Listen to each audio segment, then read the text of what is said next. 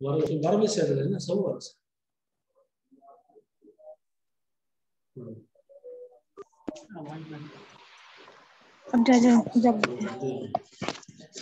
Hello hello Sanjay. Hello ma'am. Good morning. Yes ma'am. Good morning ma'am. Good morning. देखिए आप लोगों को मैं आज लास्ट लेसन क्या है, श्रीमद् भगवद गीता। मैं श्रीमद् भगवद गीता हूँ। ये क्या है, लास्ट चैप्टर है। क्या है ये जो लास्ट चैप्टर है, निकालिए इसमें। उससे पहले 134 पेज नंबर बुक खोलिए।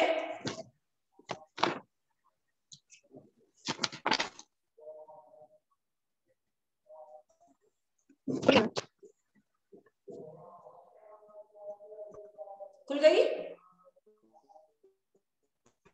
ओपन कर ली सब लोगों ने किताबें?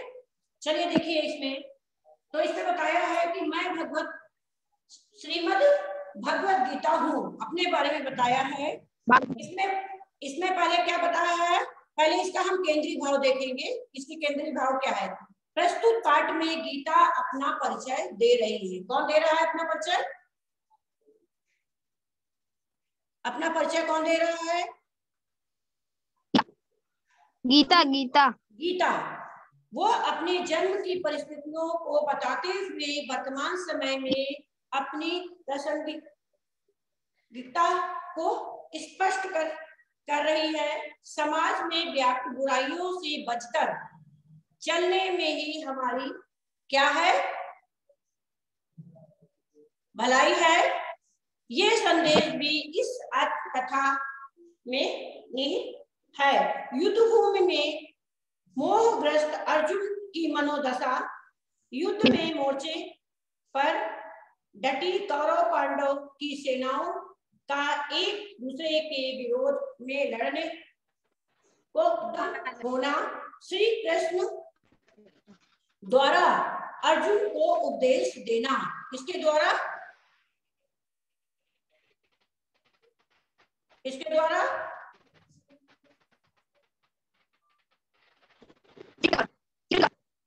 किसके द्वारा? श्री कृष्ण के द्वारा अर्जुन को उपदेश देना आदि प्रसंगों को इस पाठ में बताया गया है। क्या बताया गया इस पाठ में? कि जो श्री कृष्ण है, श्री कृष्ण के द्वारा अर्जुन को उपदेश देना आदि प्रसंगों में इस पाठ में बताया गया है। इस पाठ से राग द्वेष रहित होकर जीवन जीने और असली प्रवृत्तियों का विरोध करने की शिक्षा भी मिलती है। इस पाठ से क्या मिलता है कि कैसे राग द्वेष रहित होकर के जीवन जीने के, किस प्रकार जीवन जीना है और असली प्रवृत्तियों का विरोध करने की शिक्षा जो है वो हमको मिलती है, इस पाठ से मिलती है। साथ ही वर्तमान समय में गीता की प्रासंगिकता भी स्पष्ट होती है कि बताया गया है। पहले क्या है वो बता रहे हैं कि मैं कौन हूँ, श्रीमद् भगवद गीता हूँ। मुझे गीता नाम से भी लोग क्या करते हैं, जाता है, जानते हैं। क्या करते हैं? जानते हैं, या मुझे गीता के नाम से भी लोग पहचानते हैं, जानते हैं। मैं विश्व की सर्वश्रेष्ठ कृतियों में श्रेष्ठ हूँ। कृतियों में क्या हूँ? श्रेष्ठ हूँ। मैं अपने संबंध में तुम सभी को संक्षेप में कुछ बतलाना चाहती हूँ, यानी कुछ जो है संक्षेप में बताना चाहती हूँ। किसके बारे में? अपने संबंध में, अपने बारे में। जानते हो मेरा जन्म कहाँ हुआ? क्या कह रही है? मेरा जन्म कहाँ हुआ? हेलो हेलो, yes, संजय, आवाज आ रही है? आ रही है आवाज?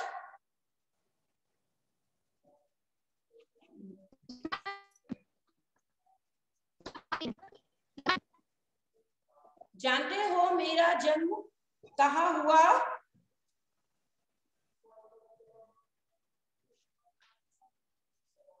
मेरा जन्म किसी राज परिवार अथवा ऋषि आश्रम में नहीं,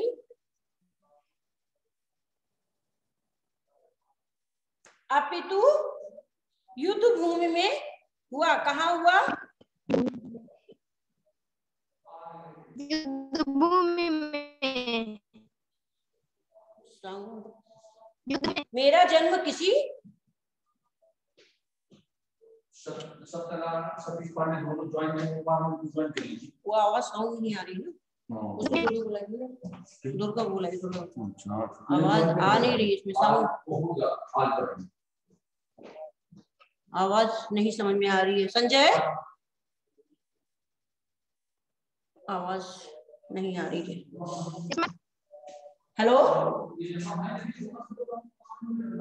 किसी को बुलाइए, सुनील पांडे को बुलाती है।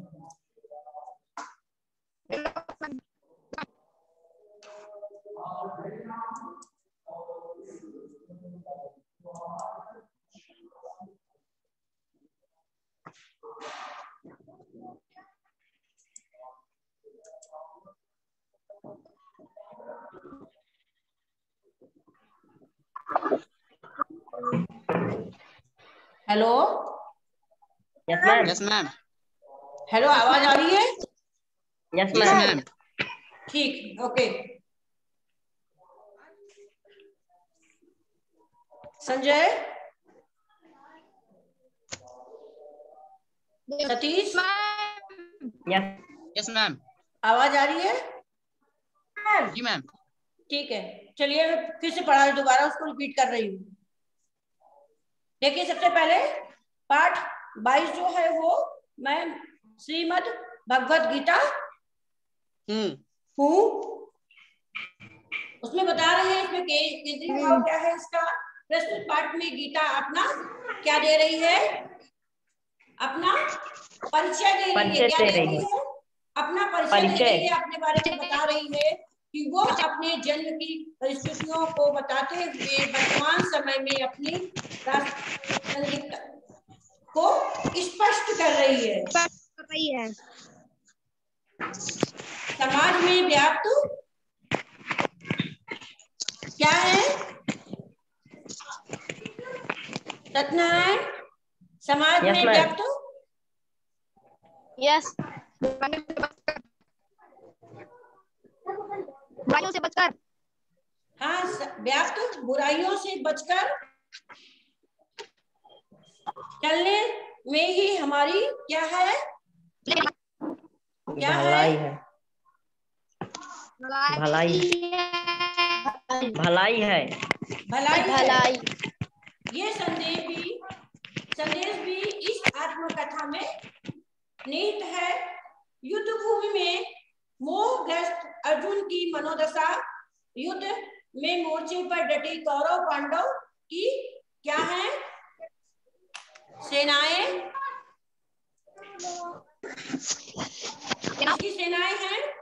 हेलो, कौरव पांडव की। हाँ, वेरी गुड। कौरव और पांडव की सेनाओं का एक दूसरे के विरोध में लड़ने का उद्यम होना। श्री कृष्ण द्वारा अर्जुन का उपदेश देना। किसके द्वारा?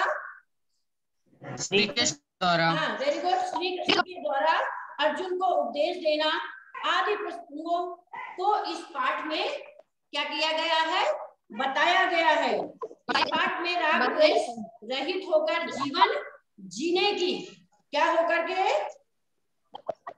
जीवन जीने। राग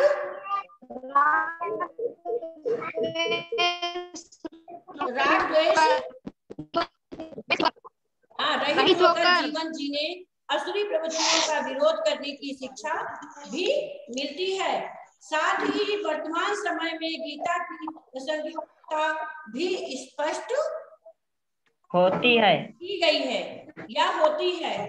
मैं श्रीमद् भगवत गीता हूँ, मेरा मुझे गीता नाम से भी क्या किया जाता है, पहचाना जाता है। हाँ जाना जाता है। लोग मुझे गीता के नाम से पहचानते हैं या मेरा नाम के नाम पर जाना जाता है। मैं विश्व की सर्वश्रेष्ठ कृतियों में से क्या हूँ, श्रेष्ठ हूँ। एक हूँ।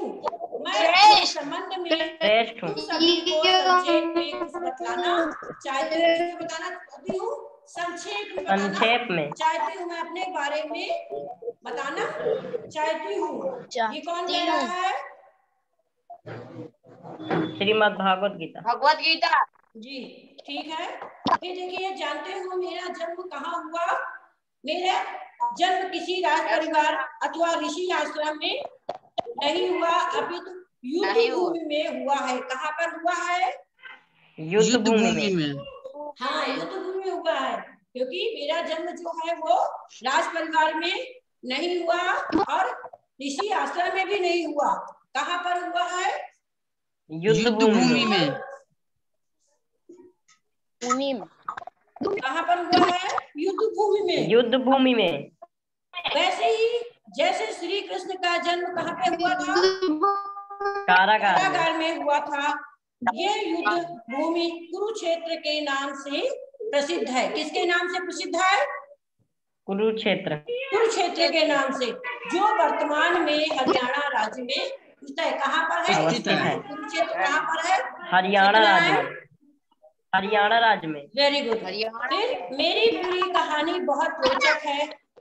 मेरे पास मानव मात्र को देने के लिए बहुत कुछ है। आज से लगभग 5000 पूर्व, कब, 5000 वर्ष पूर्व। आज से लगभग 5000 पूर्व पांडवों और कौरवों के मध्य राज्य प्राप्ति के लिए क्या हुआ था, युद्ध हुआ था। क्या हुआ था, युद्ध हुआ था। क्योंकि पांडव अपना अधिकार चाहते थे। कौन चाहता था अपना अधिकार, पांडव जो है वो अपना अधिकार चाहते थे। और कौरवों के पास सत्ता बल था। किसके पास था सत्ता बल, कौरवों के पास। कौरवों के पास। अतः इस युद्ध को न्याय अन्याय के बीच युद्ध अथवा धर्म अधर्म के बीच युद्ध भी कहा जाता है। क्या कहा जाता है, धर्म अधर्म के बीच युद्ध। अन्याय के बीच युद्ध और धर्म के बीच, हाँ धर्म और अधर्म के बीच अधर्म का युद्ध कहा जाता है। युद्ध में दोनों ओर से अनेक महारथियों, संबंधियों, रिश्तेदारों और नातेदारों ने भाग लिया। किसने किसने भाग लिया, अनेक महारथियों, सगे संबंधियों, रिश्तेदारों, नातेदारों। अनेक महारथियों ने, सगे संबंधियों ने और रिश्तेदारों ने और नातेदारों ने इस मैदान में वे सब उपस्थित थे। युद्ध भूमि का नजारा ही कुछ अलग था। दोनों पक्षों के विरुद्ध सगे संबंधी एक दूसरे को क्या कर रहे थे, आमने सामने क्या कर रहे थे, देख रहे थे। एक सेना थी, दूसरी तरफ सेना थी, तो वो क्या देख रहे थे, एक दूसरे को देख रहे थे। कहाँ देख रहे थे, सतीश, युद्ध कहाँ भूमि देख में। रहे थे, युद्ध भूमि में। युद्ध भूमि में। Very good. एक दूसरे को देख रहे थे। स्थिति ये थी कि एक भाई एक और, दूसरा भाई दूसरी ओर, और पितामह एक और पौत्र दूसरी ओर, गुरु एक और शिष्य दूसरी ओर के लिए तैयार थे। यानी एक तरफ कौन कौन था, एक तरफ एक भाई था और दूसरे तरफ दूसरा भाई था, और पितामह। और कौन थे, पितामह। एक और पात्र दूसरी ओर थे, और एक और कौन था, गुरु थे, और शिष्य जो है वो एक और दूसरी ओर युद्ध के लिए क्या थे, तैयार थे। सभी अपने अपने मोर्चों पर तैनात थे। ऐसी युद्ध भूमि में अर्जुन ने श्री कृष्ण से से जो अर्जुन के साथी थे अपना रथ दोनों सेनाओं के बीच ले चलने के लिए कहा। क्या कहा? क्या बोला? अपना रथ दोनों सेनाओं अर्जुन के ने क्या बीच, बोला? अपना रथ दोनों सेनाओं हाँ, के श्री बीच ले। कृष्ण से बोला कि जो है अपना रथ कहाँ ले जाओ, कहाँ पर ले जाना है? दोनों सेनाओं के बीच। हाँ, दोनों सेनाओं के बीच में जो है अपना रथ जो है ले चलो वहां पर। अर्जुन ने जब दोनों ओर युद्ध के लिए तैयार सगे संबंधियों, परिवारजनों, प्रियजनों को देखा तो वो मोह पाश में जकड़ कर भ्रमित हो गए। क्या ऐसे भ्रमित हो गए? जब उन्होंने अपने रिश्तेदारों को, नातेदारों को वहां देखा तो क्या हो गया? मोह पाश में जकड़ गए। हाँ, मोह पाश में, मोह में वो क्या हो गए? जकड़ गए, मोह में वो बंध गए और भ्रमित हो गए। भ्रम पैदा होने लगा कि ये जो मेरे सामने है, जो मेरे परिवार वाले हैं, मेरे प्रियजन हैं, मेरे क्या सगे संबंधी हैं, तो मैं उनसे युद्ध करूं। तो वो उसमें मोह में कि मैं ऐसा नहीं कर सकता, मैं उनको उनके ऊपर प्रहार नहीं कर सकता, उनके लिए ऐसा मैं नहीं कर सकता। तो वो क्या हो गया? उसमें भ्रमित हो गए, भ्रम में पड़ गए। अर्जुन के मन में युद्ध के प्रति वितृष्णा होने लगी। क्या होने लगी? वितृष्णा होने लगी। वितृष्णा होने लगी। युद्ध भूमि के दृश्य को देखकर वो हतप्रभ रह गया। उसके अंग शिथिल होने लगे। क्या होने लगा? उनको देखकर के, पहले सभी संबंधियों को देखकर के वो क्या हो गए? मोह होने लगी। हो गए। और मोह में क्या हो गए? मोह में आगे वो भ्रमित हो गए कि मेरे रिश्तेदार जो है, नातेदार जो है, वो क्या हो गए? वो क्या मैं उनसे युद्ध करूंगा? तो उसमें क्या हो गए? और उनको देख करके उनके जो शरीर था उनका क्या हो गया? शरीर जो है शिथिल हो गया, कमजोर हो गया। हाथों में उसका धनुष गिरने लगा, यानी डर के कारण। वो क्या था? जो लिए हुए थे, गांडीय धनुष लिए थे, वो क्या होने लगा? गिरने लगा। हाँ, गिरने लगा। वो खड़ा होने में भी असमर्थ हो रहा था। अर्जुन ने हाथ जोड़कर श्री कृष्ण से कहा कि वो अपने सगे संबंधियों से युद्ध नहीं करना चाहता। यानी वो कहने लगे कि जो मेरे सगे संबंधित हैं, मेरे परिवार वाले हैं, मेरे रिश्तेदार हैं, मैं उनसे युद्ध नहीं करूंगा। उनसे युद्ध जो है मैं नहीं करूंगा। वो राज्य की प्राप्ति के लिए अपने स्वजनों को मारना नहीं चाहते हैं। वो ये नहीं चाहते हैं कि जो मेरे सगे संबंधी जो युद्ध में है, मैं उनसे युद्ध करूं। और किसके लिए युद्ध करूं? राज प्राप्ति के लिए युद्ध करूं। मैं ऐसा कदापि नहीं सोच रहा हूं, या मैं ऐसा नहीं चाहता। उसने कहा कि मेरे चारों ओर गुरुजन, ताऊ, काका, मामा, ससुर, पौत्र आदि खड़े हैं। यानी कि मेरे से सब क्या हैं? सब मुझसे क्या है? बड़े हैं। मुझसे क्या है? सब बड़े हैं। उनके साथ युद्ध नहीं करना चाहता, क्योंकि वो क्या है? मेरे बड़े क्या है? गुरुजन है। और क्या है? गुरुजन है। और कौन है? ताऊ है, काका है, मामा है, ससुर है, पौत्र है। तो मैं उनको क्या कहते हैं? उनके साथ युद्ध नहीं करना चाहता। उन्हें मारकर राज्य लेने से क्या होगा? मैं यानी युद्ध करूंगा उनके साथ तो क्या होगा? लेकिन मैं राज्य ले लूंगी तो उससे क्या हो जाएगा? ऐसे इनके कर्तव्य विमूढ़ शोक मग्न अर्जुन को स्वधर्म का मार्ग बतलाने और अर्जुन को मोह तथा ज्ञान से मुक्त कराने के लिए श्री कृष्ण ने क्या दिया? उन्हें ज्ञान युक्त उपदेश ज्ञान दिया। युक्त उपदेश दिए कि मैं वही उपदेश हूँ, साक्षात भगवान श्री कृष्ण के मुख से निश्चित होने के कारण मुझे परमात्मा की वाणी भी कहते हैं। तो इसमें बताया है कि मैंने अर्जुन से कहा कि वह पुरुषार्थी बने। क्या बने? पुरुषार्थी बने। पलायन कभी भी मनुष्य के यश में वृद्धि नहीं कर सकता।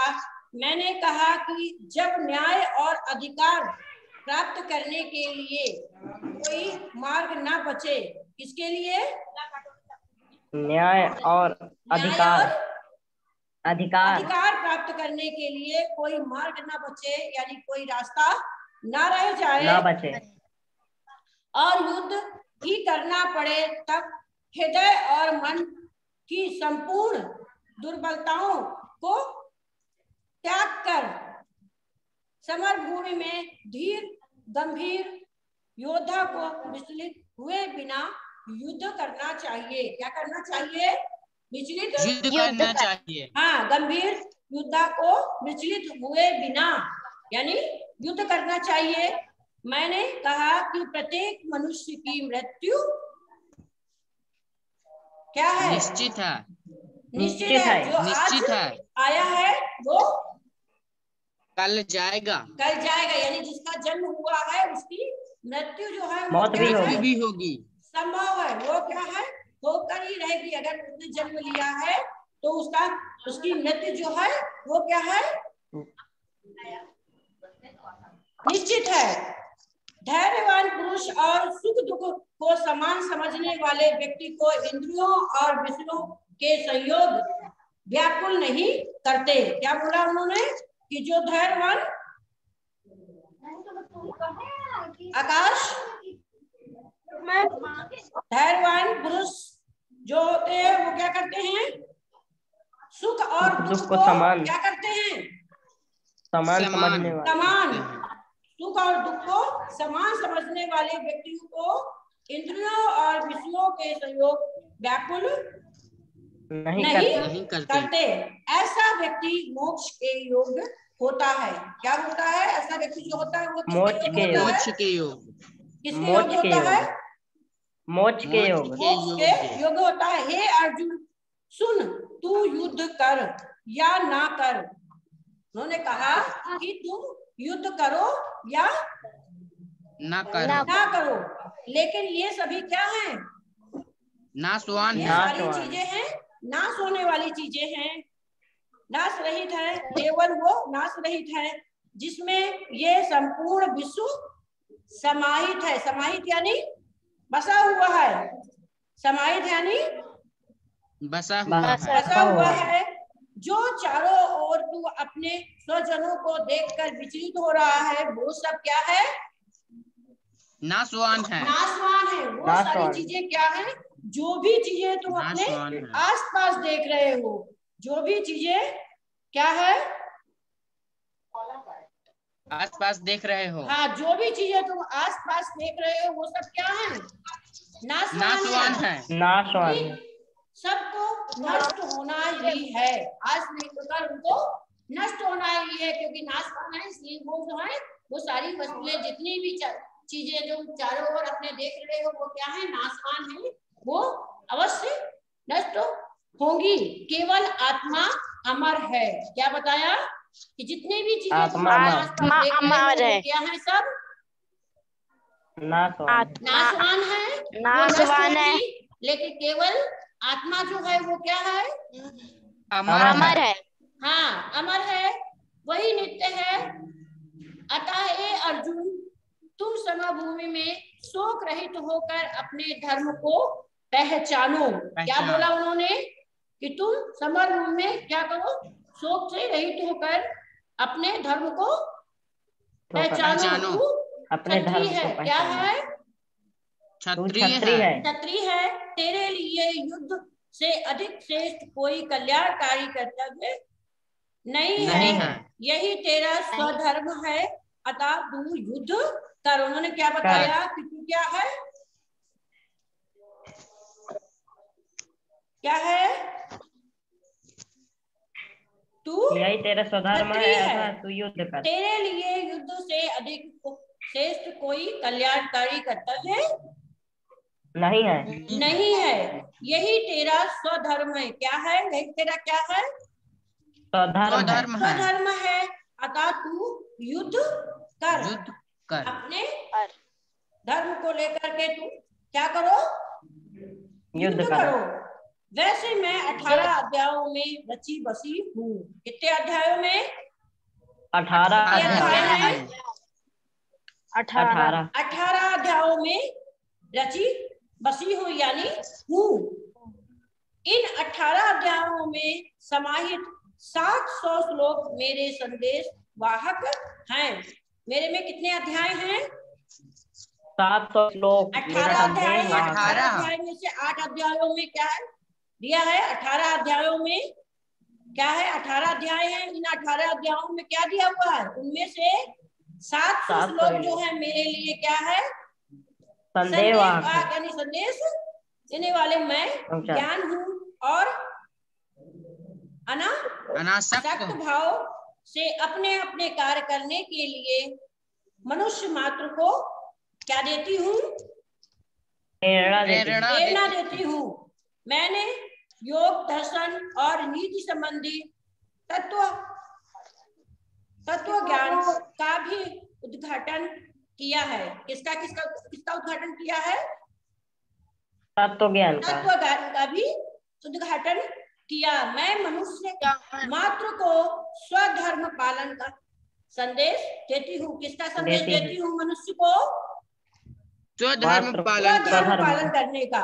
मैंने सदैव कर्म संन्यास को नहीं अपितु कर्म योग साधना को श्रेष्ठ माना है। किसको श्रेष्ठ माना है, कर्म योग साधना को। हाँ, कर्म योग साधना को। मैं तुम्हें बताना चाहती हूँ, क्या बताना चाहती हूँ, कि राग द्वेष से रहित कर्म करने वाला व्यक्ति क्या है, राग द्वेष से रहित कर्म करने वाला व्यक्ति किसी सन्यासी से कम नहीं है। किसी सन्यासी से कम नहीं है। वो संसार के बंधनों से मुक्त हो जाता है। क्या होता है, संसार में जो बंधन है उनसे क्या हो जाता है, वो मुक्त हो जाता है। मैं यज्ञ, तप और दान को प्रत्येक व्यक्ति के लिए महत्व का मानती हूँ। उसको किस चीज के लिए मानती हूँ, यज्ञ, तप और दान। हाँ, यज्ञ, तप और दान। अच्छे आहार विहार का भी मनुष्य को ध्यान रखना चाहिए, यानी अच्छे आहार और विहार का क्या करना चाहिए, ध्यान रखना चाहिए। उन सब चीजों पे ध्यान देना चाहिए। मैंने व्यक्ति के असुरी स्वभाव को नापसंद किया है। कौन से स्वभाव को, असुरी स्वभाव को क्या किया है, नापसंद स्वभाव जानते हैं किसे कहते हैं, गलत कामों को। राक्षसी स्वभाव जो होता है, ठीक है, असुरी प्रवृत्तियां जो होती है वो क्या होती है, राक्षसी स्वभाव जो होता है, उसके लिए आया है। उनको मैं बिल्कुल क्या करता हूँ, बिल्कुल मैं पसंद नहीं करता हूँ, उनको मुझे नापसंद है। सृष्टि के विकास और अंत के सिद्धांत की भी वैज्ञानिक और तात्विक मीमांसा भगवान श्री कृष्ण ने मुझ में की है। भगवान कृष्ण ने कहा है कि संपूर्ण सृष्टि का विकास मुझसे हुआ है।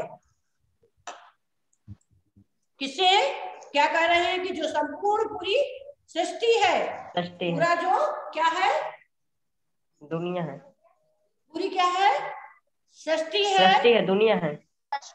तो उसका सृष्टि का विकास किसने किया है, भगवान ने किया है, भगवान श्री कृष्ण ने, भगवान श्री कृष्ण ने यस मैम है। अतः और भगवद गीता का विस्तार किया, मुझ में ही विलीन होती है, ऐसा कहने से विलीन यानी वीडियो कॉल से समझाना।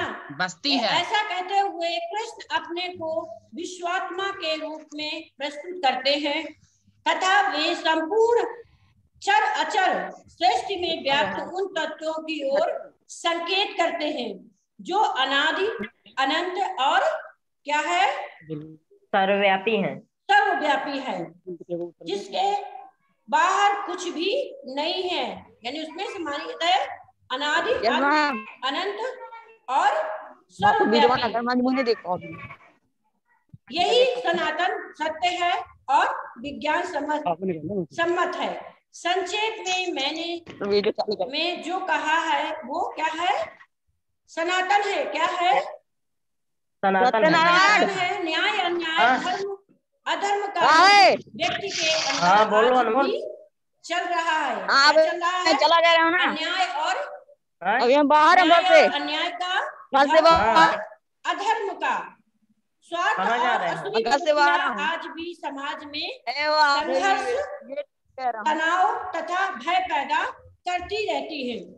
मोह ममता से ग्रसित व्यक्ति आज भी कर्तव्य पालन से क्या करता है, कतराता है। क्या करता है, कतराता है। वो सत्य व्यवहार नहीं करता। मैंने तब भी कहा था कि न्याय और धर्म का पक्ष लेना चाहिए। हमेशा क्या है, किसका पक्ष लेना चाहिए, न्याय और धर्म का पक्ष लेना चाहिए। मोह बंधन से मुक्त होना चाहिए। क्या करना चाहिए, मोह बंधन से हमें मुक्त रहना चाहिए। मैं आज भी कहती हूँ और भविष्य में भी कहूंगी या आगे भविष्य में भी बताती रहूंगी कि मनुष्य न्याय और धर्म के लिए है। जो मनुष्य है वो किसके लिए है, न्याय के लिए है। जीवन की सार्थकता मोह से प्रभावित हुए बिना कर्म करने और कार्यता को त्यागने में है। क्या है, कर्म करते रहो और क्या कायरता जो है, कायरता को क्या करना है, त्यागना है। तो बच्चों आज क्लास में इतना ही। अब कल जो मैं इसका अभ्यास कर आप लोगों को कराऊंगी। ठीक है बच्चों, थैंक यू बच्चों, नमस्ते। यस मैम, नमस्ते मैम। नमस्ते मैम, पेपर का बता दो। हाँ मैम, हेलो मैम, पेपर कब होंगे, शायद मैम मार्च कब में होंगे? हैं। मैम ऑनलाइन होंगे कि स्कूल? ऑनलाइन जैसे अभी हुए हाफ ईयरली वाले वैसे ही, जैसे हाफ ईयरली हुए वैसे ही होंगे। ठीक है, ओके बच्चों, थैंक यू बच्चों।